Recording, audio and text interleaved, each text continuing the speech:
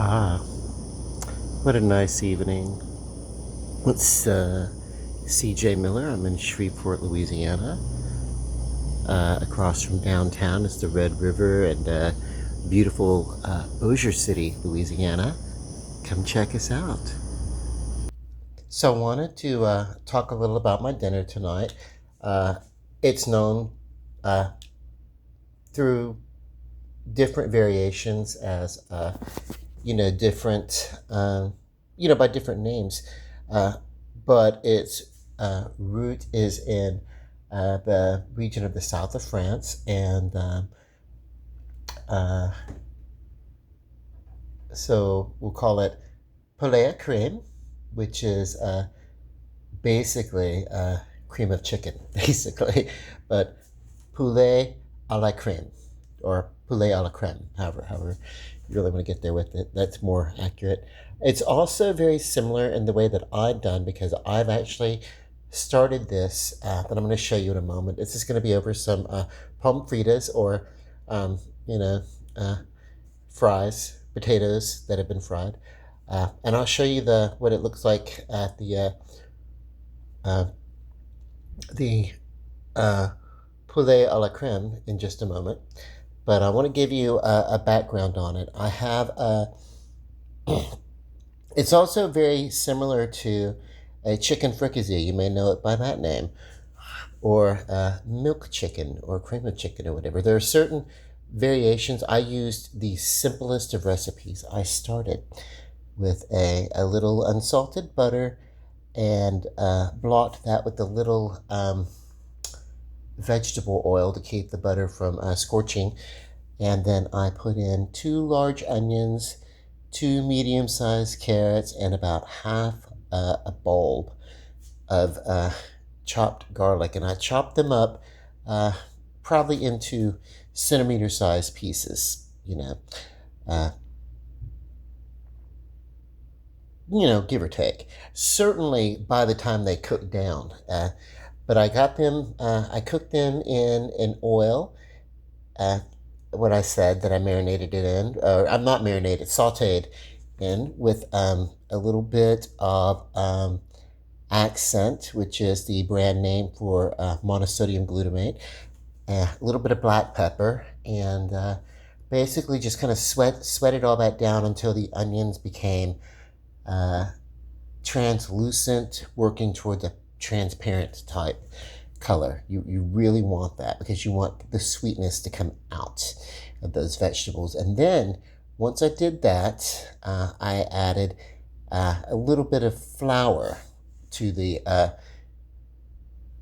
oils, so that that flour can cook in the oils right next to the vegetables, and it made like a nice clumpy roux. Okay, and then I set that aside.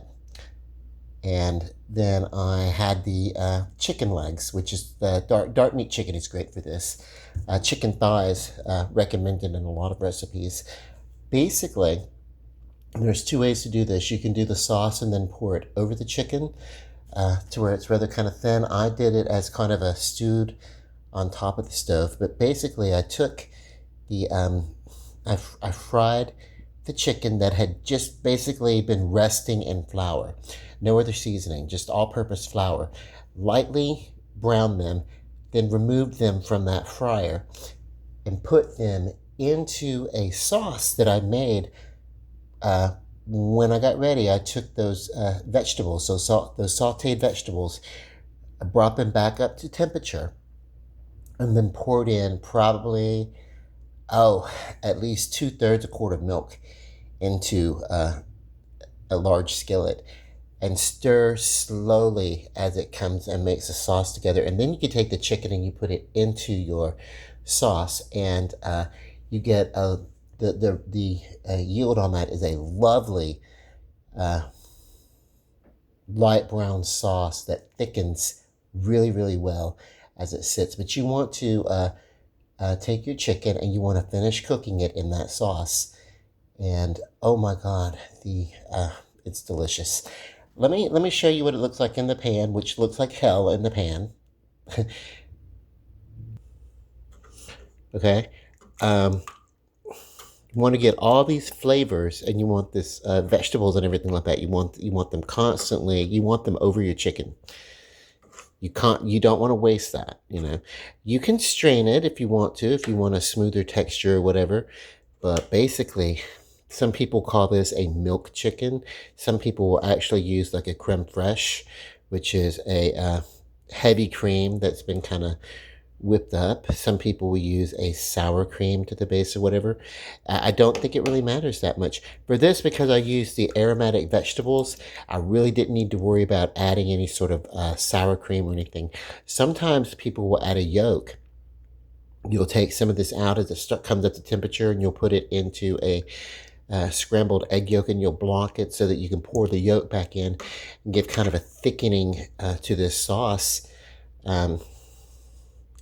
Basically, this is chicken broth that's uh, kind of gives us this broken sauce effect.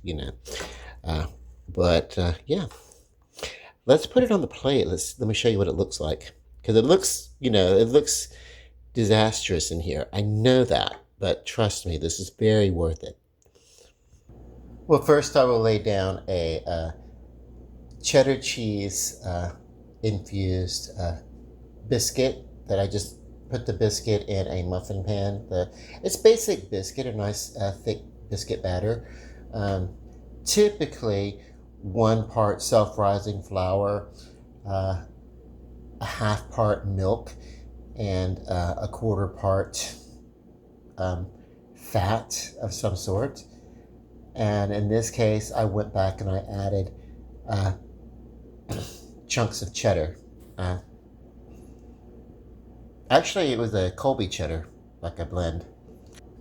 So if I were serving this, and I've made this before, and people have liked it, I would kind of just, if I were serving it on a plate to give to someone, a lot of times I'll let people plate their own food up when they're over, and that's fine too. But generally, I would take the leg or the chicken part, whatever it is, and I would lay it across a pallet of the potatoes with the scone off to the side, and then drizzle a little bit of sauce over all this, which is what I'm about to do now.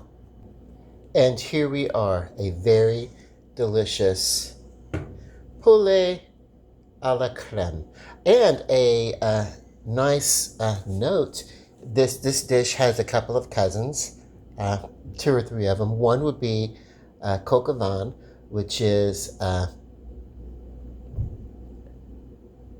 you start out with the same vegetables and the chicken in the same way, but what you would do is you would add a red wine and go with the darker roux. But that's your coq au vin, which is very similar to this type of dish, which is, in the way that I prepared it, is also called a fricassee. And the reason why is because it's the chicken is in pieces, and we've got pieces of vegetables. Not all poulet à la crème will have the vegetables, and so that would kind of set it apart from being a chicken fricassee versus a chicken à la crème, poulet à la crème. So but and then of course a chicken fricassee, typically you can add a little white vinegar or a little bit of acidity or a little bit of white wine to enrich that sauce, and you can bake it, or you can prepare it on the stove as I have or whatever. But have fun with this. And this, like I said, is a very this goes great with rice. I had potatoes. I did the potatoes. I've just been craving carbs. I haven't really. It's been a couple of days since I've really gotten into some carbs. Since I've had like carbs in my life, I'll do that every couple of days. I'll keto for a couple of days, and then I'll take a break, and then I'll have carbs. And totally blow my diet basically. But yeah.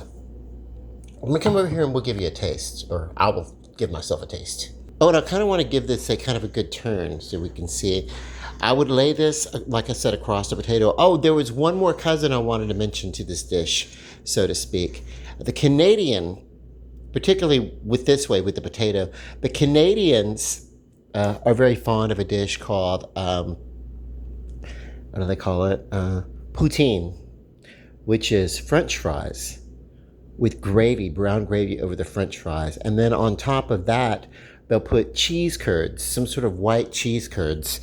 Very similar.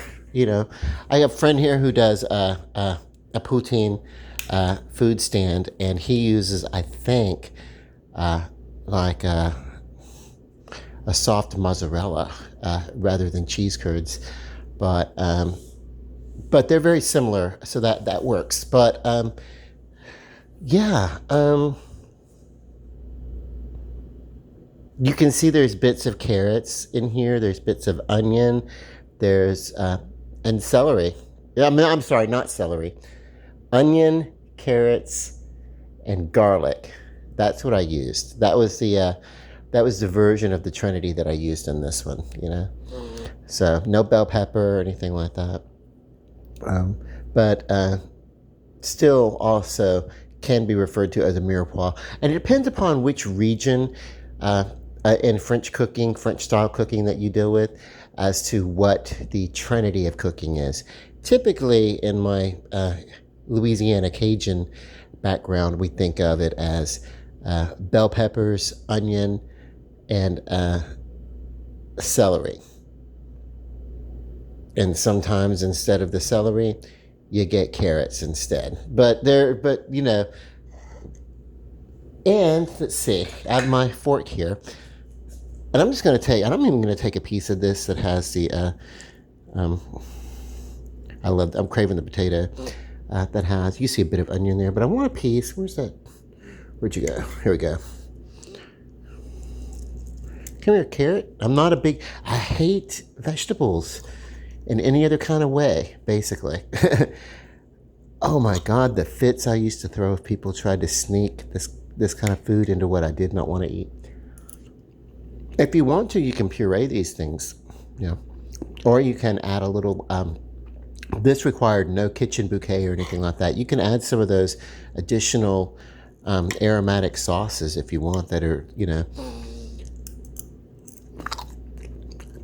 But I wanted the light sauce. There is a fair amount of Italian seasoning that I put in this sauce that accounts for some of the herbs that you're seeing on top of this. Basically, this is just a chicken leg. But look, you want this not quite fall off the bone, but you want it to easily pull away from the bone. If I weren't doing this on a camera, I'd be picking this sucker up with my fingers. Gravy or no gravy, I don't give a damn. That is delicious. And of course,